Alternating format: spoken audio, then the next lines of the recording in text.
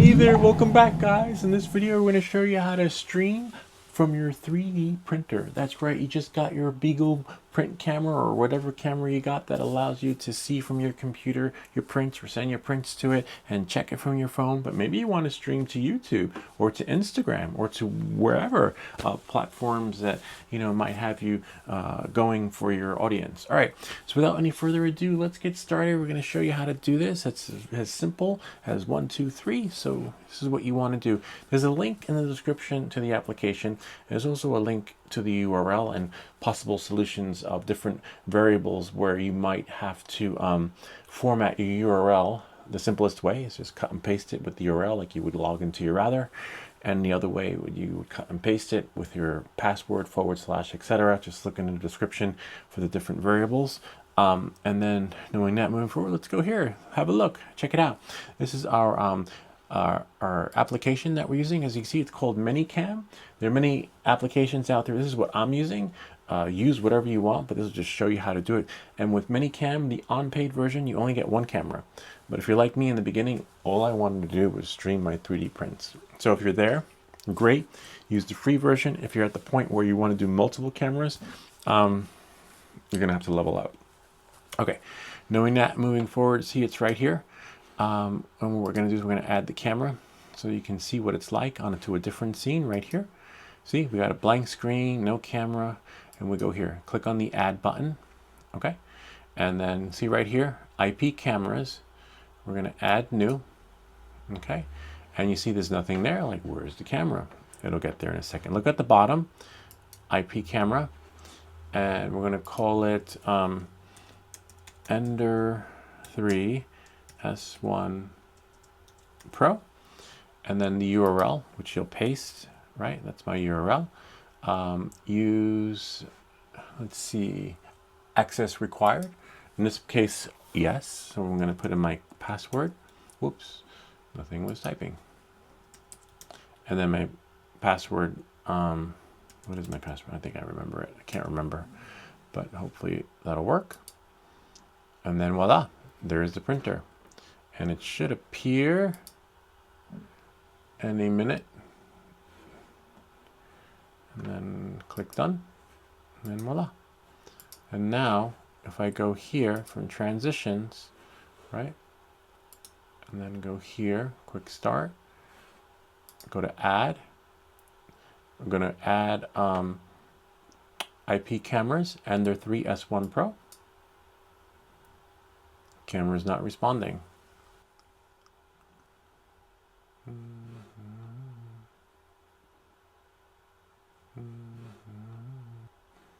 Let's see what we got here. Delete that one, and then we will delete that one, and then we will delete that one, and we'll try adding it again.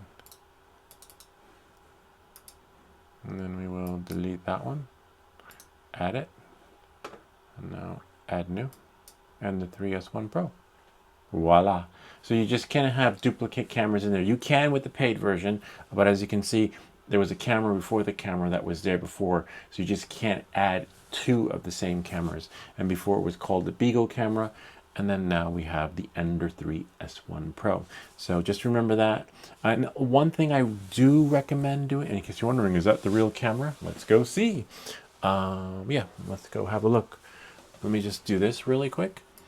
What you want to do is sometimes you want to watermark your stuff so that you don't get a copyright claim on your own stuff. That does happen to people. I'm gonna add, let's see, a camera. Okay, hopefully it adds the right one. Yes, it did on top of there. So now I'm gonna shrink this here. 1 second. Oh, I think it's locked. Make sure it's unlocked. See, and now that it's unlocked, I can move it. See that? Except where's my layer? Ah, so you know what we can do? We can go here, remove, go to edit. So it doesn't let you undo, which is a little bit of a bummer. Okay. See, and so what I'll do is this. I will clear layer. Now I'm clear. I'm back to where I was. Okay. It works a little bit like Photoshop, so everything's done in layers, okay? So I'm going to add the IP camera, which is the Ender 3 S1 Pro, and then wait for it. There it is. So now you want to add a new layer, okay? So we're going to add a new layer. See, there's my layer. And then you add the camera. If you add one on top of the other, you'll experience that. So now you know this, and I'll explain to you why I'm doing this. Let's see, now I'm going to add a camera, and then there I am. So here I am in the corner, right about there. Nobody puts Louis in the corner. It serves as a watermark, because I've gone to some YouTube sites and I'm like, hey, wait, that's my video. I mean, I could care less, you know. But other content creators will put and if you've seen my live stream, a lot of my viewers were like, yo, you should say something, like, yo, I'm gonna write to him or whatever. I tell them, leave him, it's fine. It's just, you know, it would be nice if I got credit for it, you know, other than someone else monetizing on your video. Credit is also good too. The reason, and that's one of the reasons why you want to do it. One, because other people can use your stuff.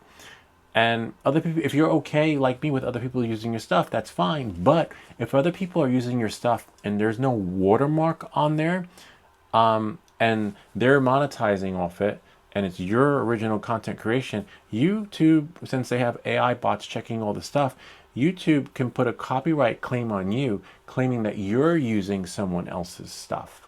So watermark your live streams if you can. And again, as you saw, there were options of maybe, you know, why would I want to be in the video? You can do images instead. Do an image, right? Watermark it with an image. Watermark it with a scribbly scrib. As you see, the options are here. But again, it happens, and we don't want your account to get demonetized if you decide to use this on your live stream, because people like watching stuff print. Don't get me, they do. It's like, it's a thing. So, you know, good luck with that.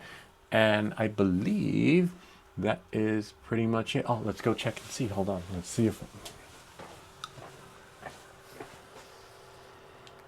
See? Kind of neat, huh? And that's it. I'll just put something here. Hold on. Put like a little... Oh, maybe that way. Maybe this way. There we go.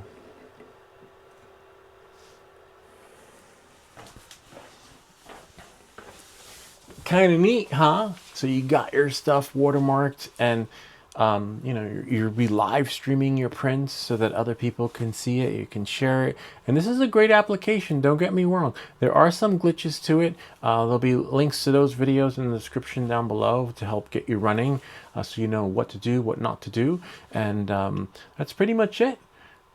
I hope this video helped you. If you have any comments or questions, feel free to leave them down below, or ideas for other videos. Remember to like and subscribe, and I'll see you all next time.